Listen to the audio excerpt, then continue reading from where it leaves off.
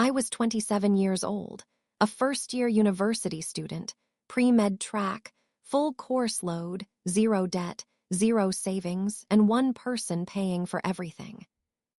Thomas Reed covered my life like a subscription. Tuition cleared before deadlines.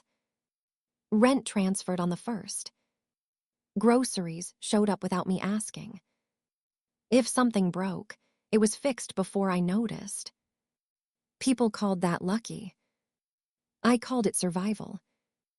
I worked 2 double shifts at the campus library, weekends tutoring freshmen who still smelled like high school.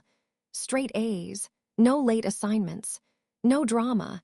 I kept my hair tied back, clothes plain, schedule tight. Professors trusted me. Classmates borrowed my notes. I didn't miss things. That was my reputation. Reliable. Which is why what I did later still feels out of character. But at the time, it didn't feel like betrayal. It felt like time running out. Every morning started the same. 5:10 a.m. Alarm. Cold tile under my feet. Coffee too bitter. Bus ride with construction workers half asleep. By 7, my phone would buzz. Thomas. Morning, Claire, eat something. Same words, same tone, every day. Not romance, not poetry. Maintenance. Like checking the oil in a car. He was 36, corporate logistics, clean haircut, ironed shirts, quiet voice that never rose, the kind of man who read contracts before signing them. No drinking. No smoking. No gambling. No stories about exes. He kept receipts in labeled envelopes. He kept me afloat. By the numbers, he was perfect.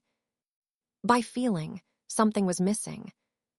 Not wrong, just flat. Like a heart monitor that never spiked. At campus, girls my age talked about engagements and destination weddings between lectures. Rings flashed when they reached for pens. Group chats filled with bridal showers and registries. I kept my left hand bare and tucked into my sleeve. At 27, you start counting differently. You don't count semesters. You count years. Years left. Years gone. Years you can't get back. Thomas never talked about marriage. Not once. 4 years together, and not even a hint. No, someday. No, when we're ready. Just did you submit your lab report and send me the tuition balance. Responsible. Safe. Permanent. Permanent started to sound like stuck. One evening after chemistry lab, rain came down hard enough to flood the parking lot. Everyone ran for cover. Thomas didn't run. He was already there, engine idling, wipers steady. He stepped out with an umbrella and walked it over to me like this was a rehearsed scene. My backpack was heavy. He took it without asking.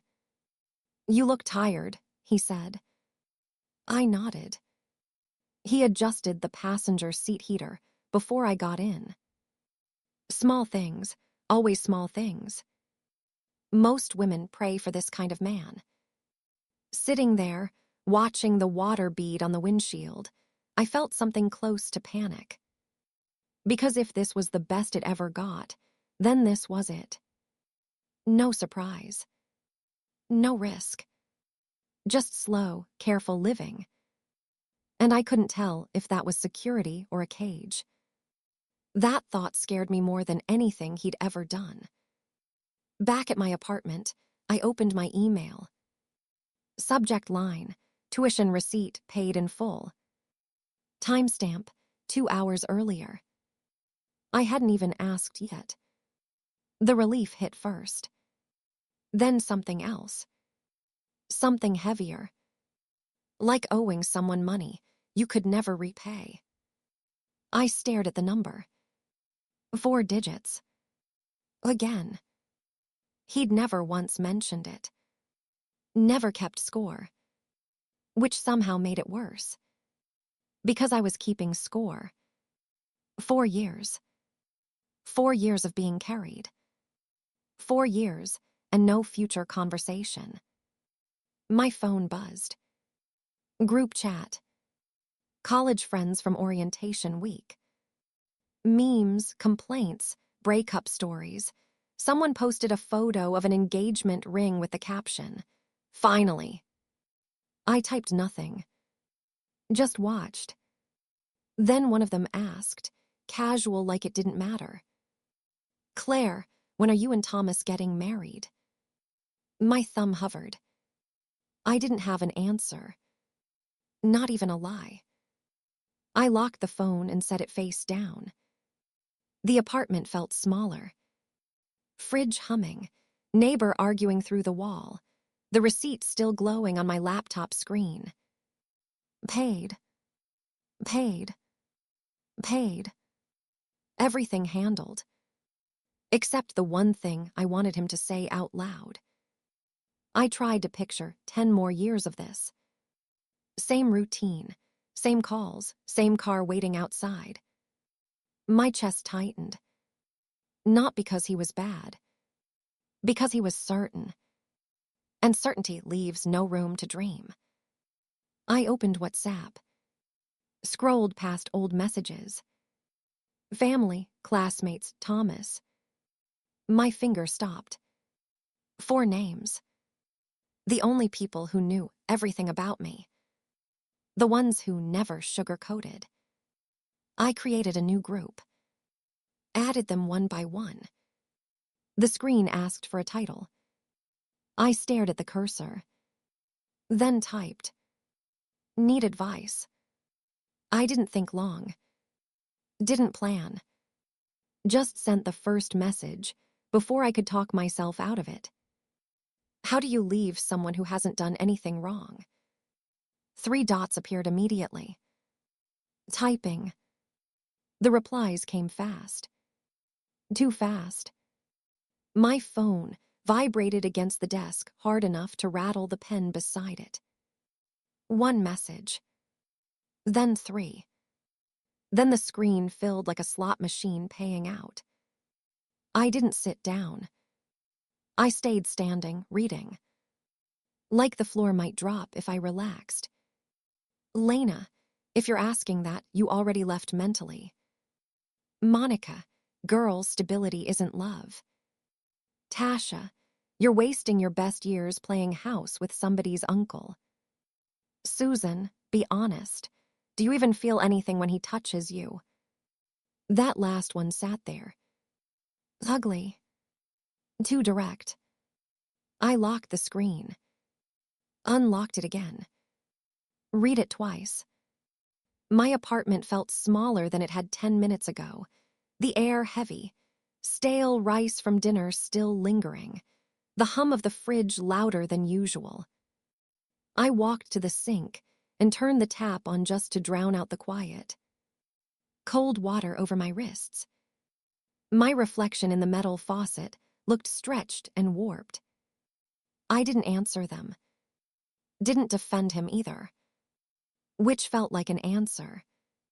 The typing bubbles kept appearing anyway. They didn't need me to talk. They had already decided. Another buzz. Monica, what has he actually done for you besides pay bills? I stared at that one longer than the rest. Done for you. The phrasing was surgical. Like support didn't count if it wasn't exciting. Like consistency wasn't effort. My brain started rearranging memories without permission. The rides. The groceries. The late-night pickups. They began shrinking. Normal, basic, expected. Anyone could do that, the group implied. Anyone. My chest tightened. Because deep down I knew that wasn't true. But the doubt was louder. Susan sent a voice note. I put it to my ear. Her laugh came first. Soft, knowing. You sound trapped, Claire. Like you're describing a dad, not a partner. You want fireworks, not a monthly allowance. I pulled the phone away before she finished. Dad. The word made something twist. I pictured Thomas waiting outside campus again. Engine running, patient. Not demanding. Just there. Suddenly it looked different. Not romantic. Caretaking. Like I was a responsibility. I hated that thought. And once it landed, I couldn't shake it. The group chat shifted tone. Not advice anymore. Strategy. Lena, you can't just say you're bored. He'll argue that. Tasha, you need something final. Something he can't negotiate.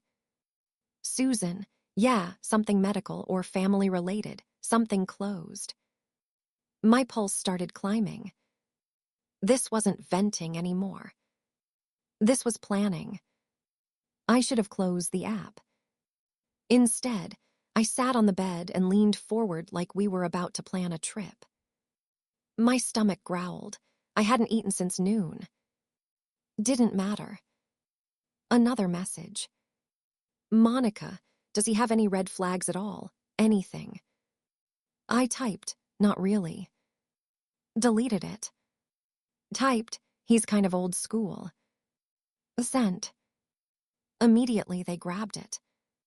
Susan, there, that's it, he's outdated.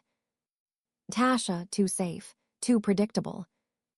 Lena, you'll suffocate. Suffocate. Such a dramatic word. But it stuck. I looked around my apartment. Neatly folded laundry, color-coded binders, meal prep containers lined like soldiers in the fridge. Everything in its place. Nothing spontaneous.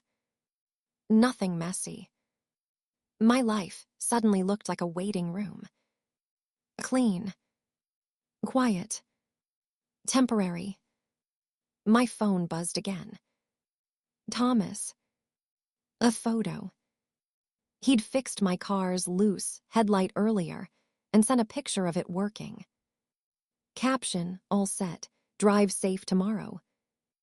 No emoji, no flourish. Just handled. I stared at the image longer than I should have. Anyone else would feel cared for. I felt managed. Like a task crossed off his list. The group chat kept moving without me. Susan, you don't want to wake up at 35 wishing you left sooner. 35. The number hit harder than it should have. I did the math automatically. 8 years. 8 years felt like a life sentence. My breathing got shallow. It didn't feel logical anymore. It felt urgent. Like I was running out of air. Another voice note from Susan. You don't owe him forever just because he helped you. Gratitude isn't marriage. Gratitude isn't marriage. The sentence slid into place too neatly. Clean, justifiable. Dangerous. I repeated it in my head. It sounded mature. It sounded reasonable. It sounded like something a therapist would say. Which made it easier to swallow. The tap in the sink was still running. Water overflowing the cup I'd left there. I shut it off. Silence again. Then Tasha typed. What about genotype? The word looked clinical. Neutral. I frowned. What do you mean? I asked. Dots. Then. As AA stuff. Compatibility. People break up over that all the time. Nobody argues with genetics. My heart thudded once. Hard. I actually laughed under my breath.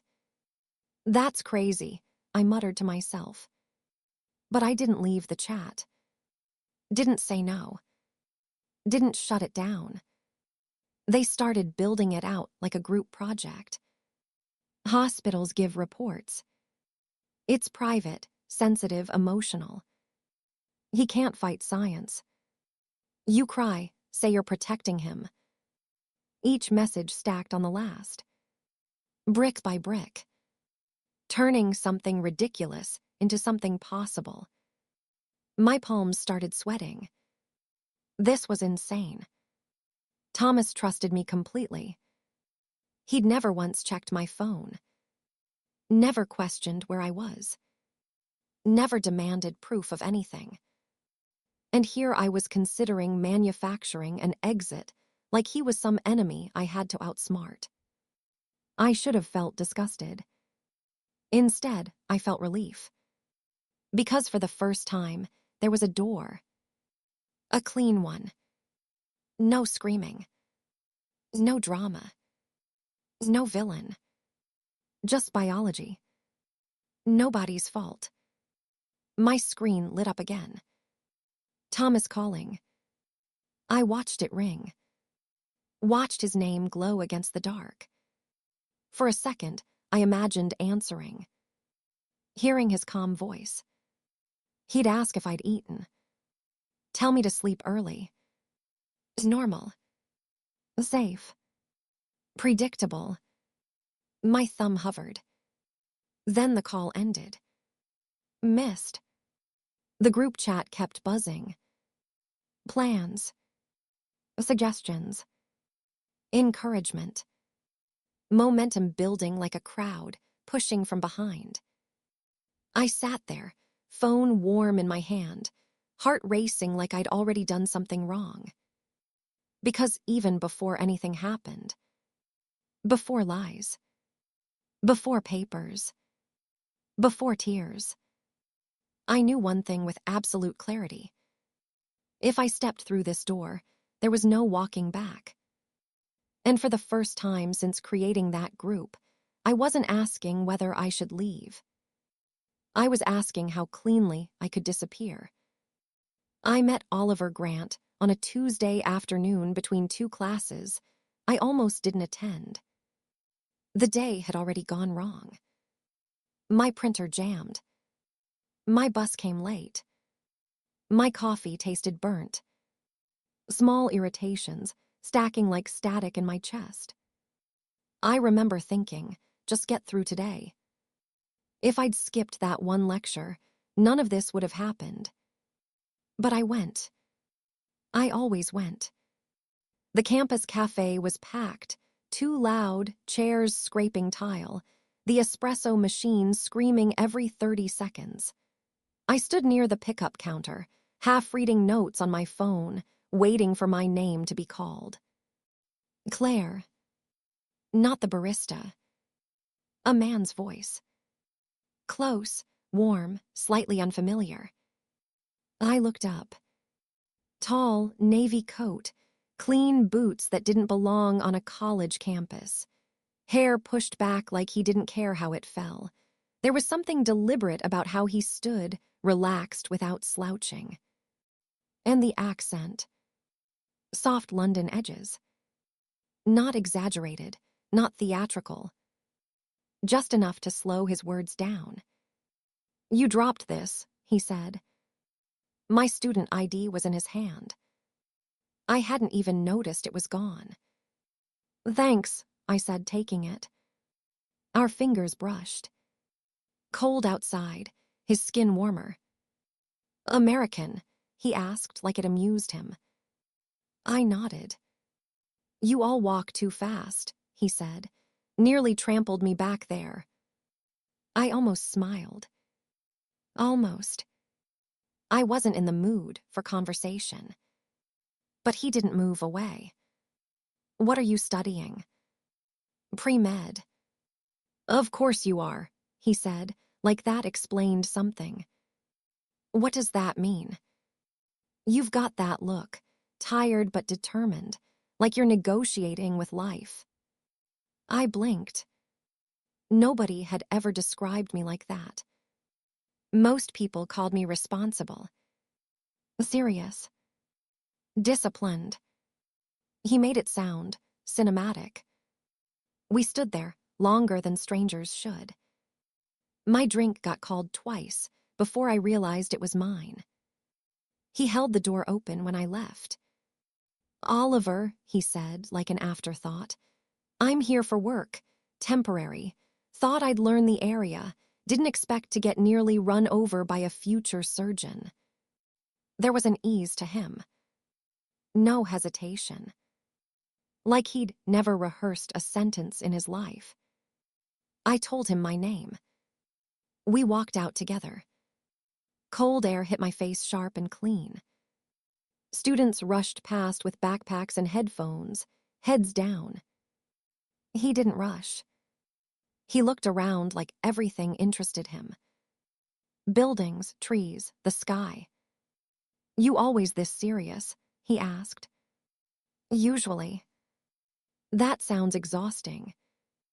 It wasn't mocking. Just observational. Like he genuinely couldn't imagine living that way. Something in my chest loosened. Just a little. We parted at the crosswalk. I figured that was it. Random encounter. Nothing more. Then my phone buzzed. Unknown number. "Oliver, hope you made it to class without losing anything else." I stopped walking. I hadn't given him my number. Then I remembered. My student ID. Emergency contact info. He must have memorized it. Normal people wouldn't do that. But it didn't feel creepy. It felt intentional. Like he wanted the line open. I typed back before thinking. "Made it, thanks." 3 dots immediately. "Coffee tomorrow. I owe you one for nearly causing bodily harm." I should have said no. Should have ignored it. Instead, I looked at the time.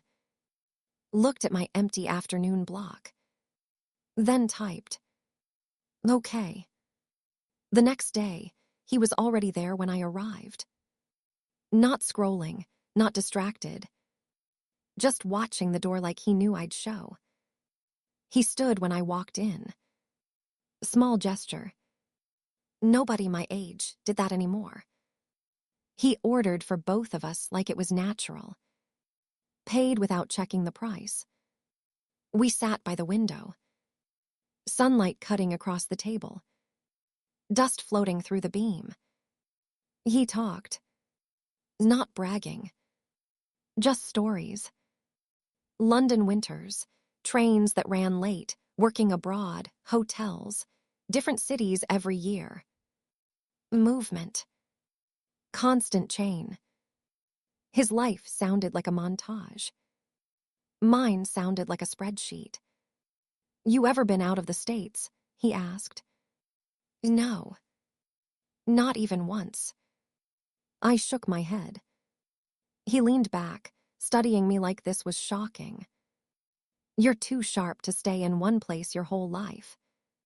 The way he said it, not advice, not pressure, just certainty. Like staying would be a waste. The sentence lodged somewhere deep.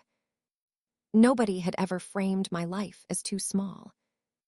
Thomas never talked about anywhere else. His plans were always local. Practical. Safe. Oliver talked like the world was a hallway and every door was unlocked. "You'd love the UK," he said. "Different pace, real history, you feel older there in a good way." Older in a good way. I thought about my campus again. Fluorescent lights, cheap desks, kids fresh out of high school. I already felt older here. But not in a good way. More like expired. He smiled easily. Touched my wrist when he laughed. Held eye contact, longer than most people could manage. Everything about him felt immediate. Present. Like he wasn't planning 3 steps ahead. Just living inside the moment. It was reckless. And addictive. We started meeting more. Quick coffees, walks between buildings, short conversations that stretched longer than they should.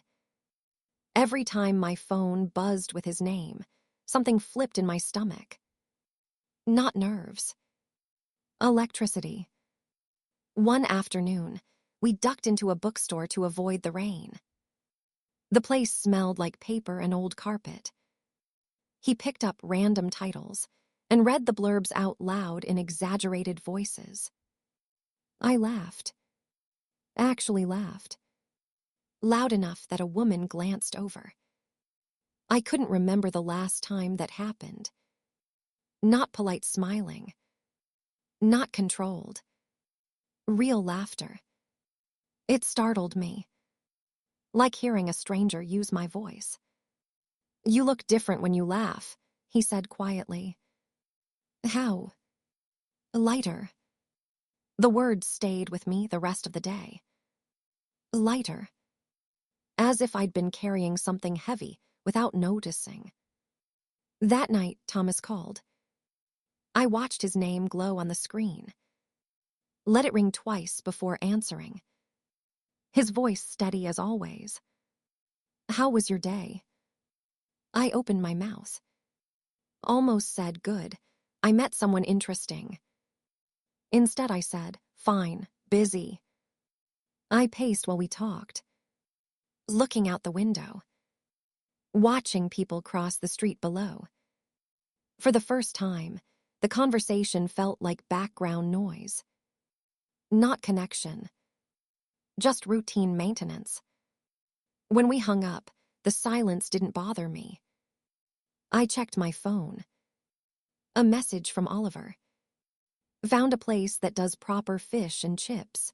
Criminal not to try it. Come with me tomorrow." Not "do you want to?" Just come with me. Like the decision was obvious. Like I already belonged there. My chest tightened. Not fear. Anticipation. I told myself it was harmless. Just food. Just talking. Just something different. But underneath, that logic was something else. Something I didn't want to name. Because naming it would make it real. The next day, walking beside him downtown, watching him talk to strangers like they were old friends, hearing that accent cut through the air. I felt it clearly. This wasn't curiosity anymore. This was escape. And when he said, casually, like he was discussing the weather, "You should see London sometime. I could show you around. Wouldn't take much to move, you know. People do it all the time." He didn't say if. He said when. When you move. When you come over. When you start fresh. Like my life here was temporary. Like I'd just been waiting for permission to leave. My phone buzzed in my pocket. Thomas. I didn't look at it. Oliver was mid-story, hands moving, eyes bright. The world felt bigger standing next to him. Like the air had more oxygen. The phone kept buzzing. Then stopped. I slipped it back into my pocket without checking. And for the first time since Thomas entered my life, I didn't feel guilty. Which scared me more than anything. The idea stopped feeling insane the moment it started sounding practical. That's how you know you're already halfway gone. I was at my desk with my laptop open, lecture slides untouched, the glow from the screen bleaching the room blue. Outside, someone dragged a trash bin across the sidewalk. The scrape went on too long. My group chat kept moving. Short messages, efficient, surgical. Not gossip anymore. Planning. Susan had sent a screenshot of a lab report template she found online. White background, hospital logo, blocks of text, barcodes. Clinical. Impersonal. Official. It looked like something you de-sign without reading. My throat felt dry. I zoomed in. His name. Date. Blood group. Genotype. 2 letters. That was all it took. 2 letters to end 4 years cleanly. No arguments, no negotiation, no villain. Just we tried. I told myself it was merciful. Better than saying, I'm bored of you. Better than saying, someone else excites me. Better than admitting the truth. The truth would make me small. This would make me tragic. Victim, not traitor. My fingers hovered over the keyboard. Didn't type. Didn't close it either. I stood up and paced to the kitchen, opened the fridge, closed it again. Nothing inside looked edible. My stomach twisted anyway. My phone buzzed. Oliver. Still on for tonight. Found a quiet place. You'll like it. My chest lifted automatically. Just reading his name changed my posture. Like my spine straightened on its own. I typed back, yes. No hesitation. No guilt. The speed scared me. I looked at the lab template again. 2 worlds sitting on the same desk. One steady, one volatile. One already paid for, one unknown. And I was choosing unknown. On purpose. Susan called. I answered without thinking. You're overcomplicating this, she said immediately. It's paperwork, Claire. People break up over this every day. It's responsible. Responsible. She knew which word to use. He won't fight you, she continued. He'll just accept it, that's who he is. I pictured Thomas hearing it. Quiet. Processing. Nodding. That hurt more than if he'd yelled. You want clean, she asked. This is clean. I didn't respond. My silence sounded like agreement. After we hung up, I sat back down. Opened a blank document. Typed slowly. Name first. My own name looked strange in hospital font. Like it belonged to someone else. Then the letters. I stared at the keyboard, longer than I should have. My pulse ticked in my ears. As. 2 taps. That was it. A lie small enough to fit inside a text message. Big enough to erase a future. I copied the formatting from the template. Logos, margins, numbers I didn't understand. It started looking real faster than it should have. Too easy. That bothered me. I printed it. The printer whirred, then coughed out the page. The sound felt loud. Accusatory. I picked it up while the ink was still warm. The paper smelled chemical and sharp. Like a hospital hallway. For a second, I expected lightning to strike. Something dramatic. Nothing happened. Just a quiet room and a sheet of paper in my hand. I folded it once. Clean crease. Slid it into my bag. My heart didn't race. It sank. Heavy, dense. Like stepping into deep water. I checked the time. I was late to meet Oliver. I changed quickly. Different top. Lip gloss. Something I wouldn't normally bother with on a weekday. Caught myself in the mirror. I looked younger. Or maybe just reckless. Outside, the air was cold enough to sting my lungs. I walked faster than usual. Half excitement. Half escape. Oliver was already outside the restaurant, leaning against the wall like he'd been there for hours, completely unbothered. He smiled when he saw me. Not polite. Genuine. Like seeing me actually improved his day. That look did something to me. Something dangerous. Inside, the place smelled like oil and vinegar. Music too low to make out. Dim lights, close tables. He talked about travel. About a contract he might get back home. Wouldn't be bad, he said casually, tearing bread with his hands. If you came with me, fresh start, new country, different life. He said it like suggesting dessert. No build-up. No pressure. Just assumed. Fresh start. The words wrapped around my head and wouldn't leave. I pictured it for half a second. Different streets, different weather, no history following me around. No Thomas waiting in a car. No expectations. Just movement. My bag brushed against my leg under the table. The folded paper inside. The exit. Already prepared. My chest tightened. Not sadness. Momentum. Like I'd already jumped, and gravity had taken over. On the walk back, my phone buzzed. Thomas. A text. Sent some money for your books. Let me know if you need anything else. I stopped walking. Streetlight flickering overhead. Cars passing. I read it twice. Same as always. Support. No suspicion.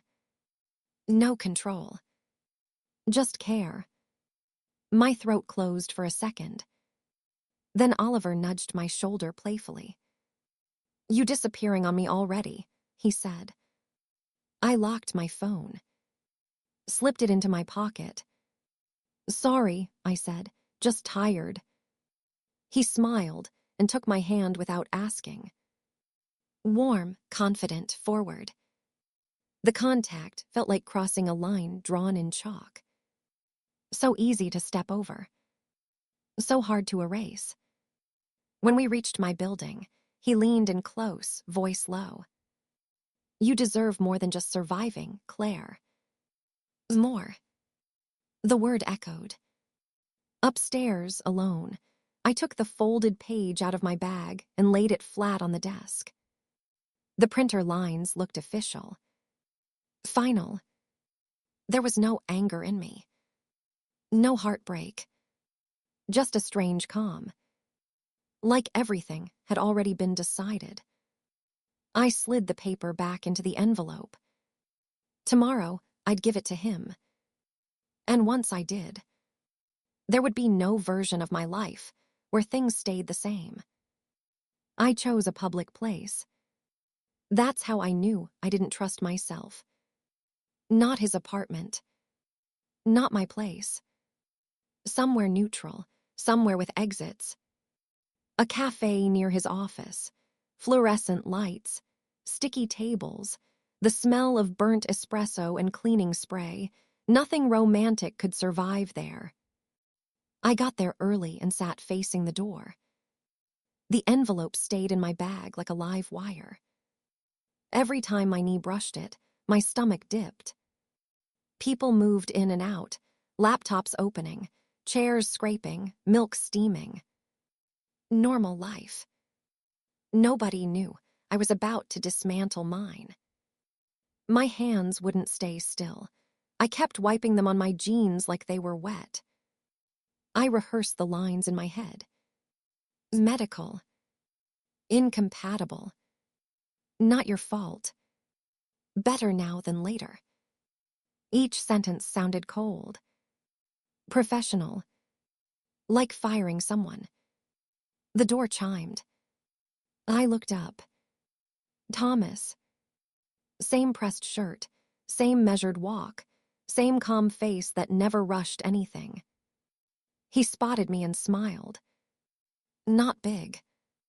Just soft recognition. Like relief. Like I was something steady in his day. My throat tightened unexpectedly. He slid into the chair across from me. You look tired, he said, studying my face. You eating properly.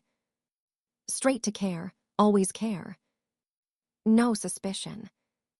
No edge. I nodded. Couldn't trust my voice yet. He set a small paper bag on the table. I grabbed those oat cookies you like. The bakery near your campus had them fresh. I stared at the bag. Warm grease spots bleeding through. He remembered that.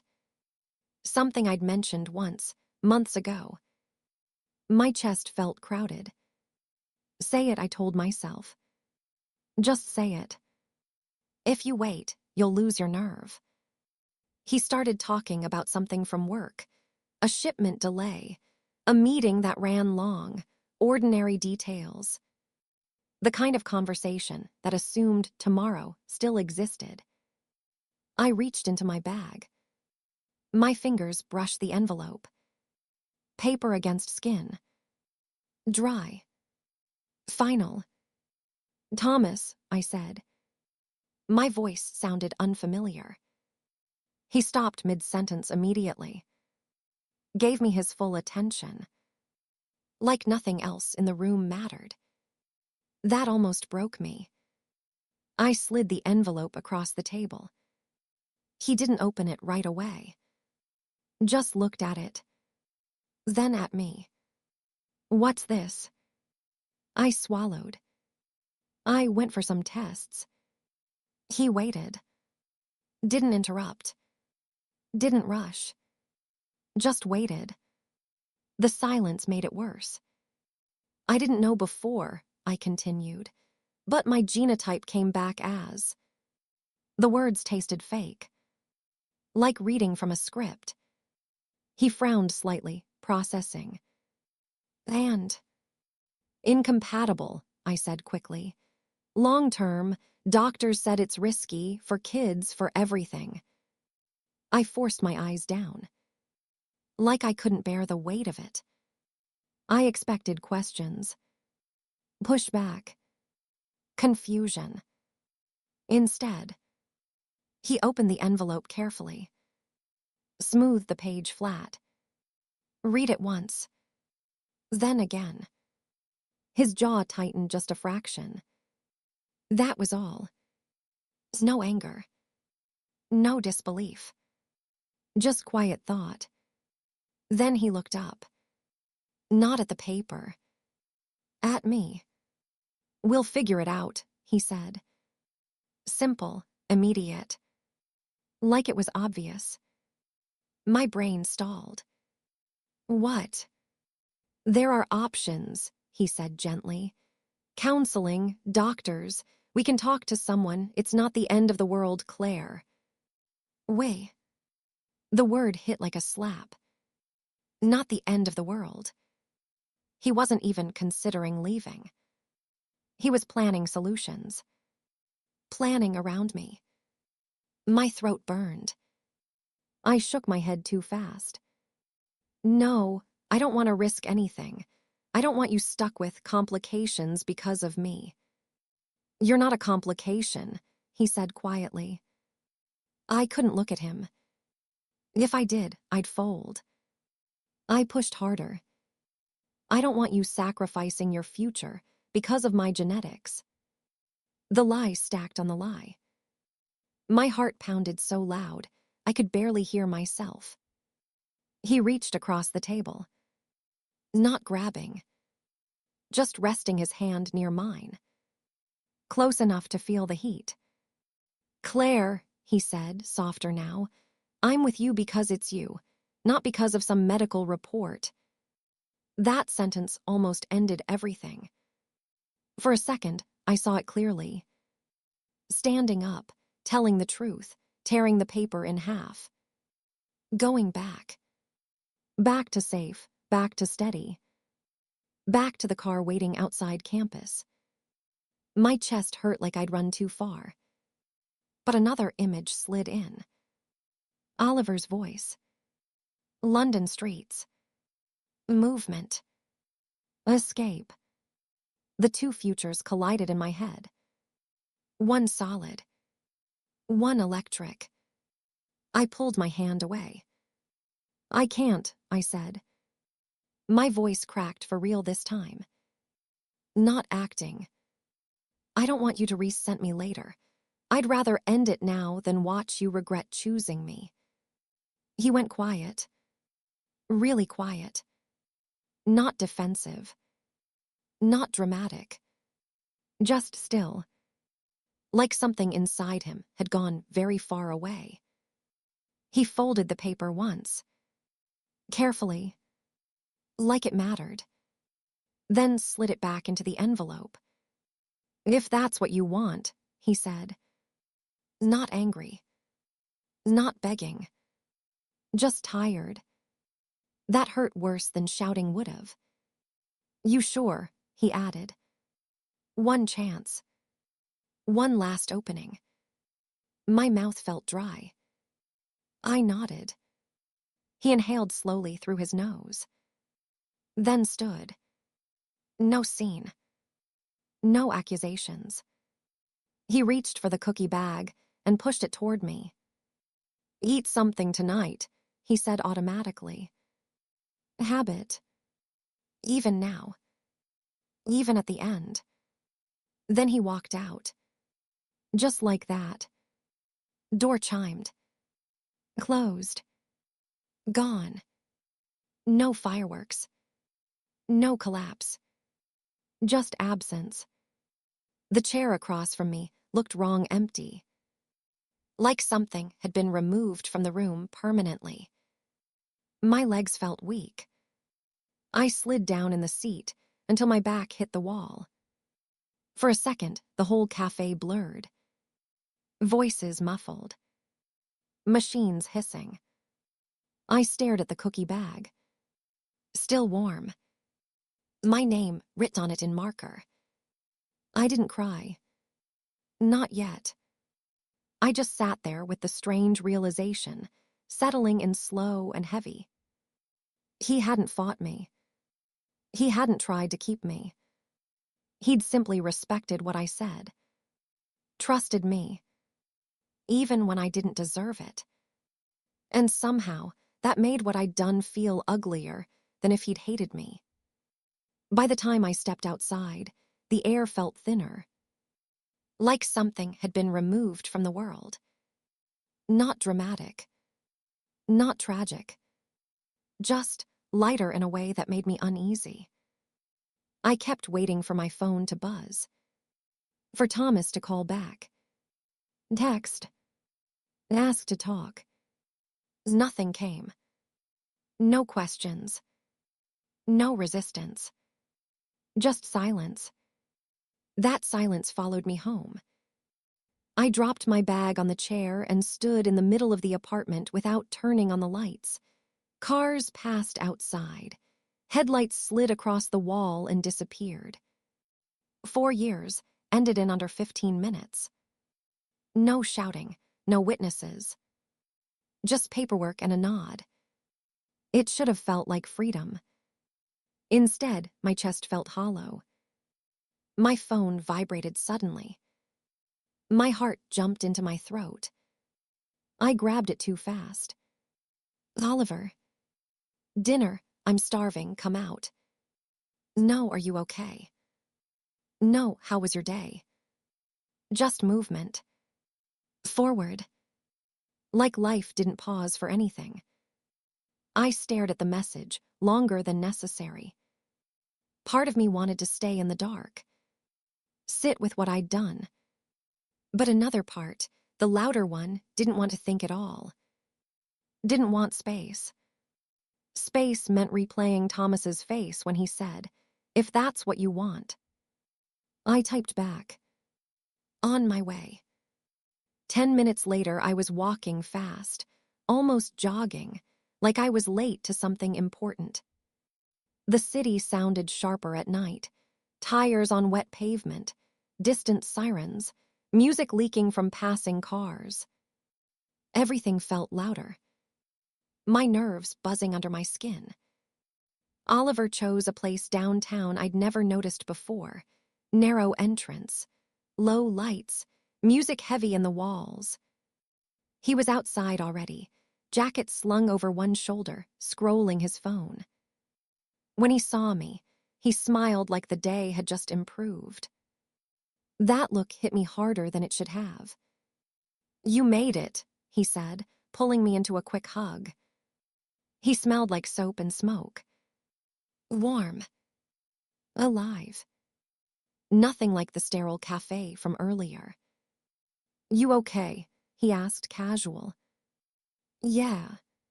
The lie came easy. He didn't press. Didn't analyze. Just nodded and pushed the door open. Inside, everything was louder than my thoughts. Dishes clinking, laughter, a game playing on the TV overhead. He ordered too much food without checking prices. Slid plates toward me like we'd been doing this for years. "Try that," he said. "Trust me." He talked the whole time. Stories about coworkers, travel mishaps, a bartender in Manchester who remembered his order after one visit. His life sounded improvised. Messy. Unplanned. I listened more than I spoke. Watched his hands when he talked. Quick, animated. The opposite of Thomas's stillness. I caught myself comparing them and forced my brain to stop. That chapter was done. Closed. No going back. "So," Oliver said suddenly, leaning back, "I might be heading home sooner than expected." My stomach dipped. Home. Yeah, UK. Contracts wrapping faster than they thought. He said it lightly, like discussing weather. Then he added, "Could be good timing, though." "For what?" He looked at me like the answer was obvious. "For you to come with me." The way he said it, like an invitation and a decision at the same time, sent a small shock through my chest. "Not if you want." "Not maybe." Just assumed. My brain scrambled to catch up. "I just finished school," I said. "Perfect," he replied. "Nothing tying you down." Nothing. The word landed hard. Nothing tying you down. He didn't know what I'd just done. Didn't know what I'd cut loose that afternoon. But somehow he'd named it. My whole life suddenly looked portable. 2 suitcases.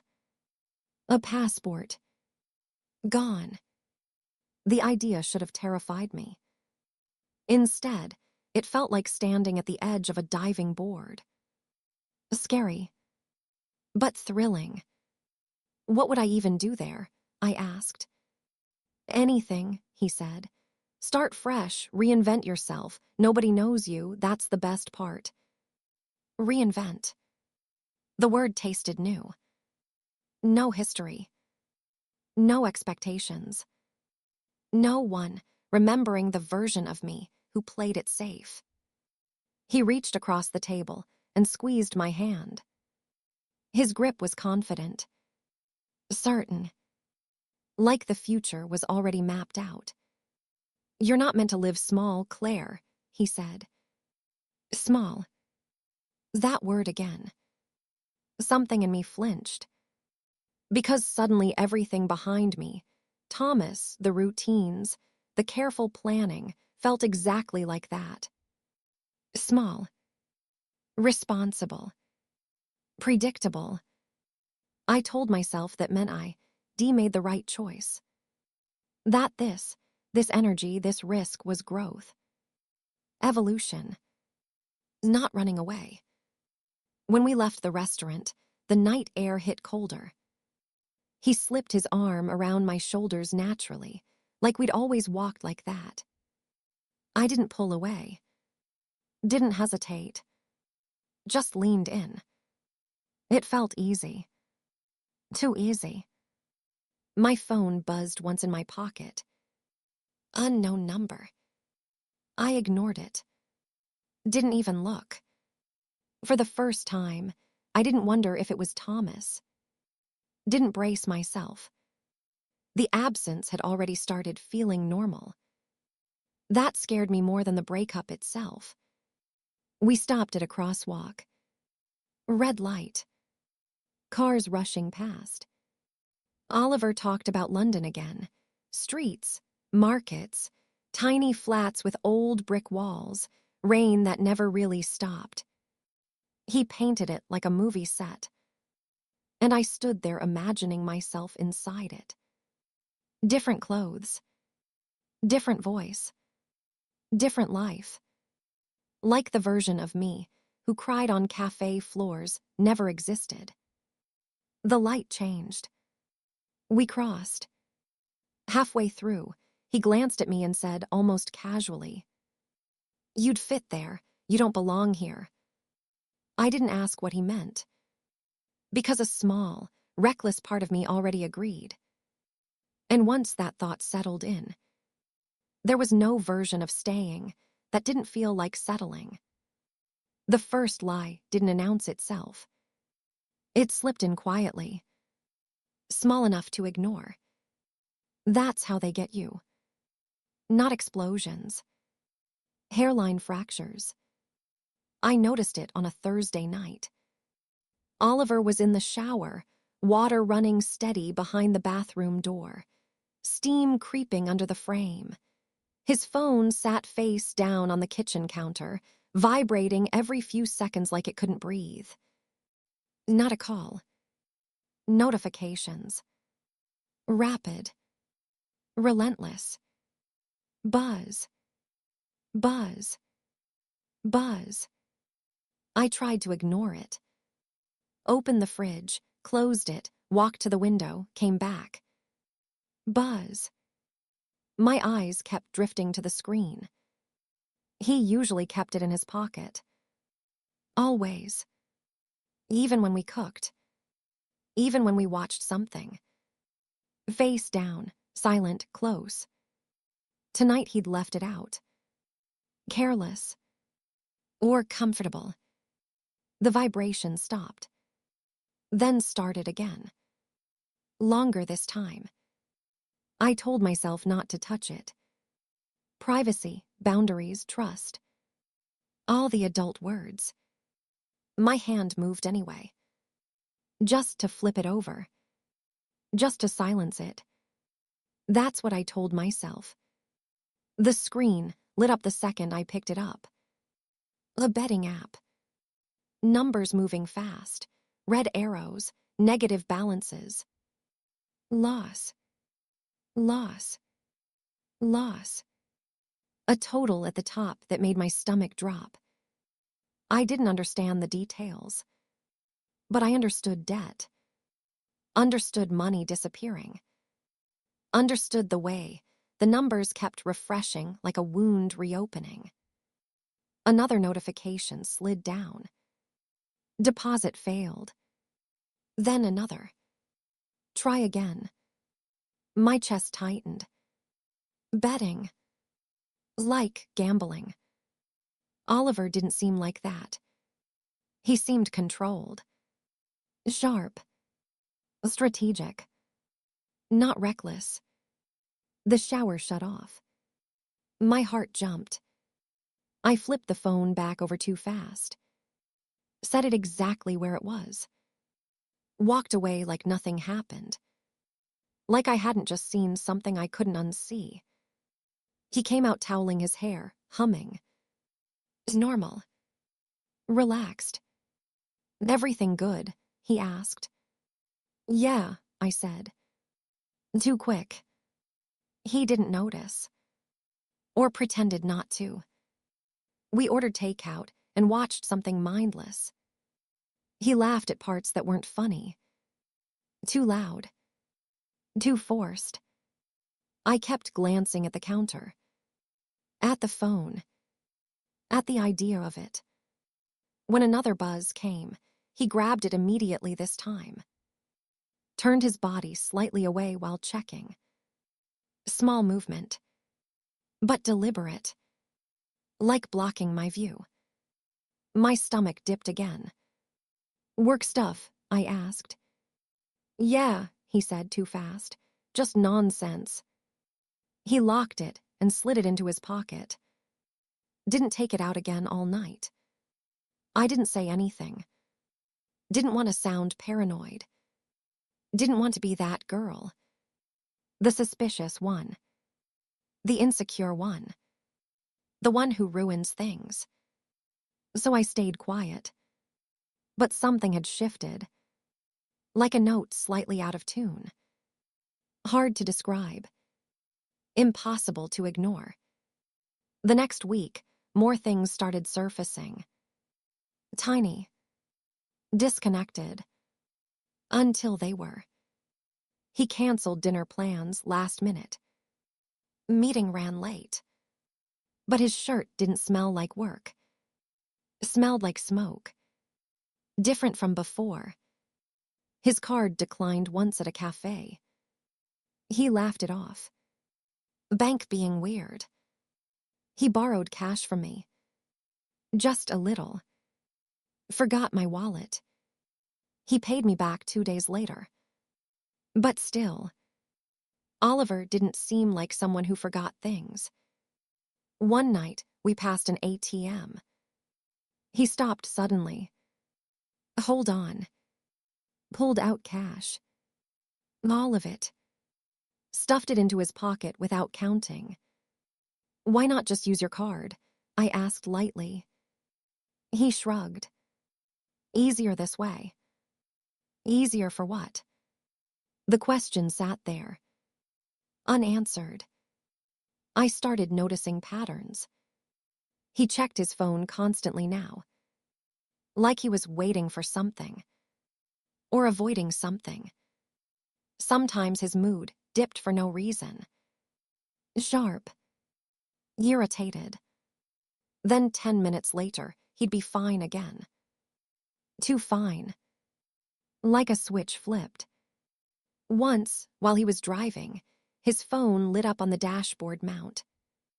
A name popped up. Not saved. Just a number. Then a photo. 2 kids. A boy and a girl. Smiling at the camera.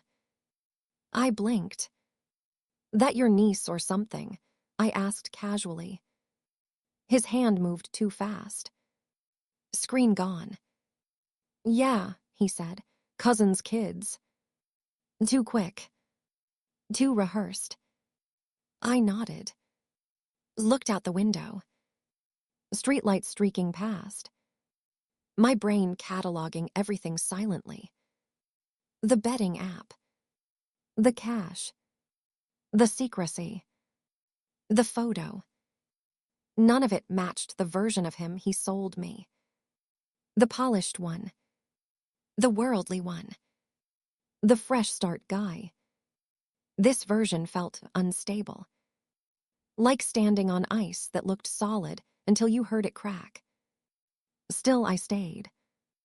Because leaving now would mean something worse. It would mean admitting I'd blown up my life for nothing. Admitting Thomas wasn't the mistake. I was. That thought was heavier than any red flag. So I kept rationalizing. Everybody has flaws. Nobody's perfect. At least Oliver was exciting. At least he wasn't boring. Right. Right. One night, he left his laptop open on the table while grabbing drinks. Just sitting there. Unlocked. A betting site loaded automatically. Tabs everywhere. Odds. Games. Spreads. A running balance deep in the negative. Deeper than I expected. My mouth went dry. This wasn't casual. This wasn't once-in-a-while fun. This was constant. Compulsive. Like oxygen. My reflection stared back at me from the black parts of the screen. Tired. Older. Less certain. Behind me, I heard him coming back. Footsteps. I closed the laptop too fast. The sound snapped louder than it should have. He froze. Looked at me. Then at the computer. then back at me. For a second, neither of us spoke. Something passed between us.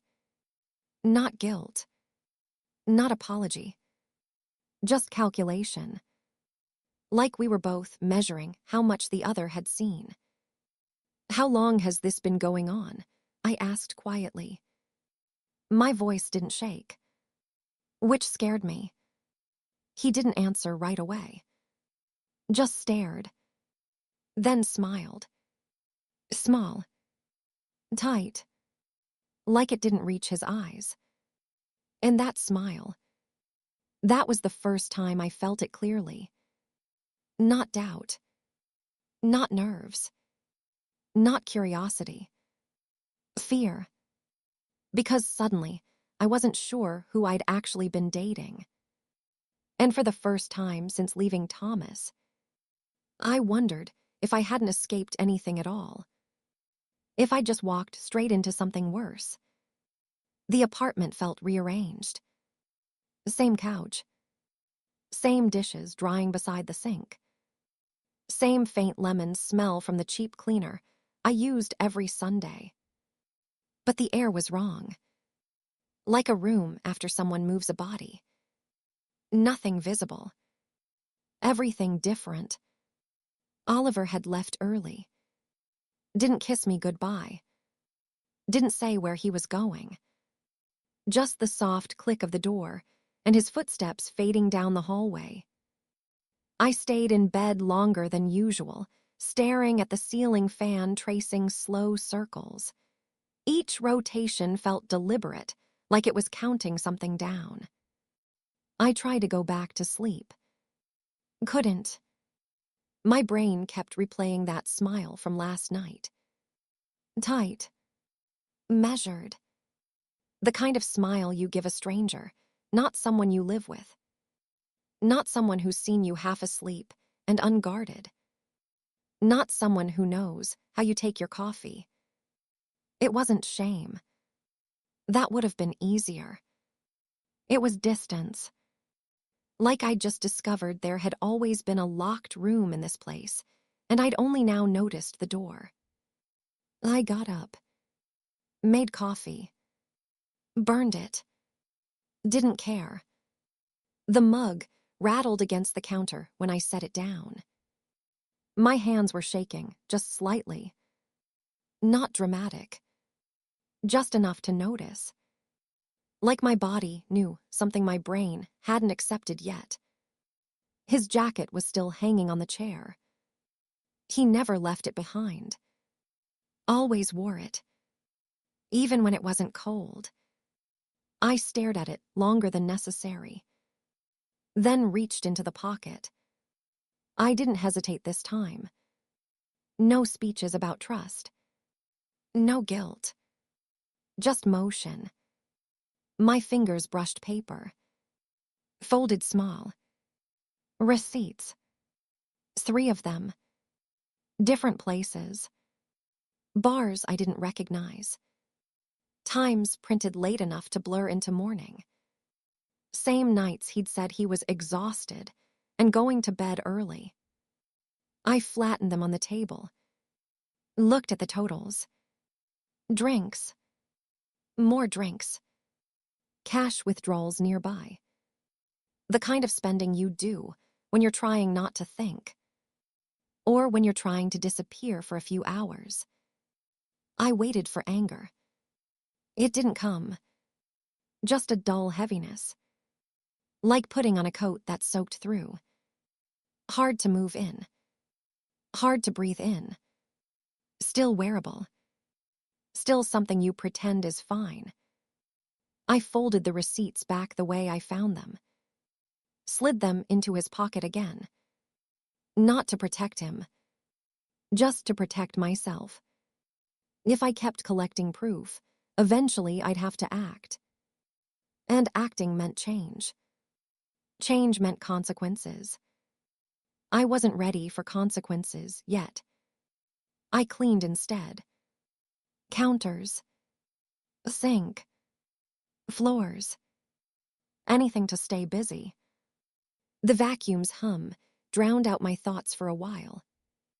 But when I turned it off, the silence came back louder. My phone buzzed. Unknown number. I almost ignored it. Almost. But something told me to answer. Hello. A pause. Then a woman's voice. Careful, tired. Are you with Oliver? My throat tightened. Yes. Another pause. Longer this time. Like she was deciding whether to continue. I'm sorry to bother you, she said, but he hasn't been responding. If you see him, tell him they called again. It's urgent. They. The collections agency. The word dropped heavy between us. Collections. Formal, cold, final. I pictured stacks of unopened letters. Red stamps. Deadlines.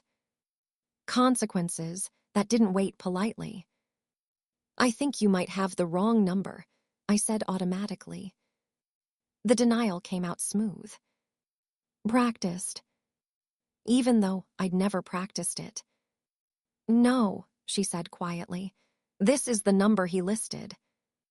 Listed. Like paperwork. Like forms. Like this wasn't new.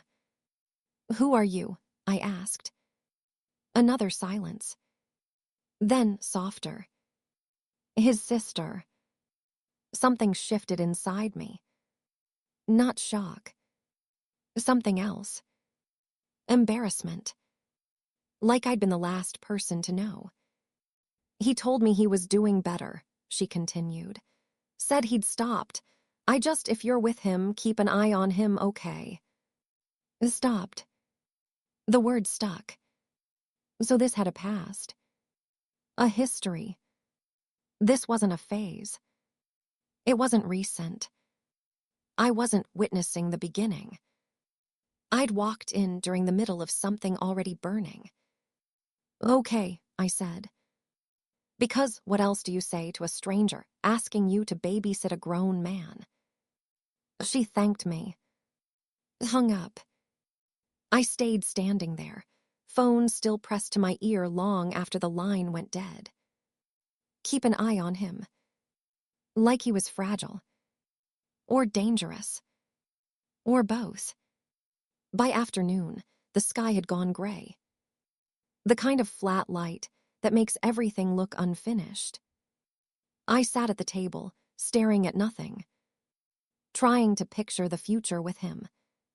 Really picture it. Bills. Excuses. Hiding things. Me checking pockets. Checking screens. Turning into someone suspicious and small. Always bracing. Always monitoring. Not a partner. A guard. My chest tightened. Not fear. Recognition. I'd done this before. Different person. Same posture. Walking on eggshells. Editing myself. Making space around someone else's damage. I thought I'd left that life. Changed cities. Changed names in my phone. Changed everything. Except, apparently, my choices. The front door opened just after sunset. Oliver stepped in, smelling like outside air and something metallic. He looked tired. Eyes red. Shoulders slumped. For a split second, I saw him as just a guy who'd messed up his life. Not a threat. Not a liar. Just tired. Human. That made it worse. Because pity is harder to fight than anger. Hey, he said. Hey. He dropped his keys. Missed the bowl. Didn't bother picking them up. We stood there, facing each other across the room. So much unsaid it felt physical. Like furniture between us. I'm going out again later, he added, just for a bit. Of course you are. The thought came calm. Flat. Not sharp. Like I'd already accepted it. Okay, I said. He searched my face. Maybe expecting a fight. A question. Something. I gave him nothing. And I think that scared him more. Because arguments mean attachment. Silence means you're already halfway gone. He nodded once. Went to shower. Water started running. Same sound as before. Steady. Unbothered. I looked around the apartment. At our photos. At the half-finished plans. At the version of my life I'd convinced myself was stable. It suddenly felt temporary. Like a set. Like walls you could push over if you leaned hard enough. I opened my laptop. Pulled up apartment listings. Just to look. Just to see what was out there. Nothing serious. That's what I told myself. But my fingers were already typing passwords. Already checking savings. Already calculating exits. From the bathroom, he started humming. Same tune as always. Soft. Careless. Like everything was fine. Like nothing was collapsing. And sitting there in the glow of the screen, listening to the water run, I realized something quiet and cold. I wasn't trying to fix this anymore. I was planning how to leave. I just hadn't decided when. And that scared me more than anything. Because once you start planning an escape, you've already stopped believing the door will stay closed. The knock came late, not the soft, casual kind you expect from a neighbor. Sharp, intentional, insistent. I wasn't expecting anyone, not at that hour. The hallway light cast long shadows across the door as I approached. Before opening, I checked the peephole. Pamela. Her smile was too wide, her eyes too bright. Not friendly, not genuine, calculated. Claire, she said, voice light, but the tension in it made the air feel heavy. Can we talk? I let her in, hesitating at first. She stepped over the threshold without waiting, like she already owned the space. You have to know, she began, her hands twisting a small bag strap. Eric's different now. The words landed like pebbles in my chest. Different. I stiffened. My stomach didn't knot, it sank. Different how? I asked, trying to keep my voice neutral. She smiled again, just barely, tilting her head. You might not recognize him, not the one you left, not the one you betrayed. I felt the room spin slightly. She wasn't joking. Pam, I don't. I'm serious, she interrupted, almost whispering now. He's out of your league now. You might regret leaving him more than you think. The words weren't meant to comfort me. They were meant to wound, to twist, to provoke. I sat down abruptly on the couch, hands gripping the edge like a lifeline. Pamela perched on the armchair across from me, leaning forward. Her voice was softer now, coaxing. I've seen it, how he's changed, how he moves differently, smiles differently. He's untouchable, almost like he's above it all. I felt bile rise. Not just at her, at myself. I had left the best man I ever dated. For what? A mirage across the Atlantic, a man I barely knew. Her words planted seeds of panic, regret, questions I didn't want to answer. You left him, she said plainly, and now. She paused, letting the words hang. And in that pause, I realized something terrifying. It didn't matter if I tried to go back. It didn't matter if he forgave me. Because someone else, Pamela, was already in motion. Watching, waiting, smiling. I wanted to speak, to tell her she didn't understand, that everything had been a mistake, that I hadn't known what I had until it was gone. But my voice refused. Pamela stood, smoothly, predatory. "Think about it," she said, sliding toward the door. "Time moves fast. Some doors don't stay open forever." And she was gone. The click of the lock echoed in my ears. I sat in silence long after, heart hammering. Then, almost reflexively, I opened my laptop, checked my messages. No new texts, no calls. Just the echo of Pamela's words, reverberating. Some doors don't stay open forever. I stared at the blank screen. Images of Thomas, of Oliver, of Eric, all tangled together in ways I hadn't allowed myself to imagine, pressed on me. I realized something crucial. Nothing was simple anymore.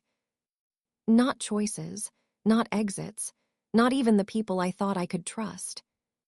My chest tightened. Not panic, not anger. Recognition. The realization that the world I had tried to craft for myself was fragile, cracked, vulnerable. And I had no idea which piece would break first. Outside, the city lights blurred through the window. Rain had started, soft at first, then heavier, dripping down glass. Quiet, relentless. I leaned back, breathing shallow, aware of every drop. One decision away from tipping everything. And I wasn't ready. Not yet. But I knew I had to be. Because by tomorrow, nothing would be the same. And the mirror of my life, fractured, warped, and waiting, was staring right back at me. The rain had been steady all morning, drumming against the windows like an insistence I couldn't ignore. I watched it fall, tracing lines down the glass with my finger, tracing the way my life had unraveled into patterns I hadn't anticipated. Oliver's absence had stretched into a full week. He didn't call. He didn't text. Not even the faintest echo of his usual chaos. At first, I told myself he was busy, that I'd given him too much space. But the quiet had a sharpness to it, like glass pressed against skin, and I couldn't ignore it any longer. I packed a small bag, each movement deliberate. Not because I was leaving yet, but because I needed to see it through, hold the control that had been stolen from me for months. Every folded shirt, every brush and book was a tether to a decision I hadn't fully made. The streets were slick and reflective as I made my way to Eric's apartment. Every step felt heavier than the last. I hadn't planned this. Not logically, not consciously. But something about Pamela's words, the warnings, the sudden heat of realization, they had pulled me forward fast, relentless.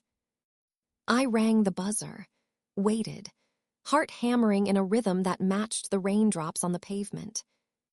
He opened the door before I could knock again. Eric. Same old Eric, or maybe not the same, because even in that instant I saw the distance the months had carved into him. Not cold, not bitter, just measured, like a man who had already decided the rules. "I wasn't expecting you," he said. His voice had a clarity I hadn't remembered, sharp and steady. "I needed to see you," I admitted. Not a confession, just the truth. He stepped aside, letting me in. The apartment smelled the way it always had: books, coffee, faint traces of cologne. Ordinary, safe, terribly ordinary. We didn't speak immediately. The rain outside filled the silence. My eyes drifted over the framed photographs, the small awards, the neat stacks of papers. Everything in place, everything solid, everything I had walked away from. Finally, Eric spoke. "You made a lot of choices this year." His tone wasn't accusatory, not judgmental, just precise, observant. I nodded. "I know I made mistakes." "You did, but you also survived them." The words sank in deeper than anything I expected. Survived. Not fixed, not perfect, survived. And somehow that acknowledgement cut through the guilt I'd been carrying for months, the frantic spinning that had kept me glued to Oliver's chaos. I started, then stopped. The confession I had rehearsed 1,000 times wasn't ready. The words tangled in my throat. Eric smiled faintly, not triumphant, not mocking, just a small curve that reminded me why I had loved him in the first place. He didn't need to speak to make you understand. I won't lie, he said finally. I thought about you a lot after everything. The apartment seemed to shrink. My chest tightened. I had imagined this moment so many times, each rehearsal ending in anger or tears or rejection. But this was something different. I was reckless, I admitted. I thought I wanted something new, something exciting, but it wasn't real, it was never real. And I stopped, my hands clenched. I wanted to say more, to explain, to apologize properly. But it felt like language couldn't hold the weight anymore. Eric stepped closer, just a fraction, close enough for me to feel the warmth, but not so close it threatened my space. You can't undo the past, he said, but you can choose what you do next. And for the first time in months, I believed him. We sat in silence, the storm outside matching the rhythm of my thoughts. For the first time, I didn't feel like a character in someone else's story. I felt like the author, holding the pen for the first time in forever. Hours passed, words were few, but the space between us changed. Not erased, not perfect, but something real was forming, a fragile equilibrium. I left that night with no promises spoken, no vows made, no illusion of instant repair, just a feeling I hadn't felt in a long time, clarity. The clarity that comes when the noise is stripped away, leaving only the essential, only what matters. Walking home, the rain had stopped. The city gleamed under streetlights, wet pavement reflecting colors in fragments. I realized then that I wasn't looking for a return to the old life. I was looking for something honest, something earned, and for the first time I knew it was possible. But as I reached my apartment, a subtle tension remained. A question unasked, lingering like the shadow of a door I hadn't opened. Could I ever trust fully again? Could Eric forgive the depth of my betrayal, or would it always linger between us, a quiet fracture that refused to close? I didn't have the answer. And in that uncertainty, I felt something unexpected, a strange kind of hope. Because endings, I realized, weren't always final. They were openings, spaces where life could bend, twist, and shift into something you couldn't anticipate. And tomorrow would begin, rain or shine, with choices still to be made, consequences still unfolding, and a life waiting for me to step into it, unflinching, fully awake.